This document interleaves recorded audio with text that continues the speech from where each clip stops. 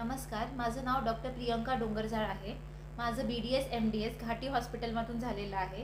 मी conservative dentist आणि route canal specialist आहे. आणि ह्या माझ्यासोबत मी डॉक्टर रक्षंदा ससाने.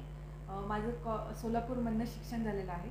मी जनरल डेंटिस्ट आहे आणि आपण डॉक्टर तूत ॲडव्हान्स डेंटल केअरमध्ये मी मॅमला जॉईनिंग आहे.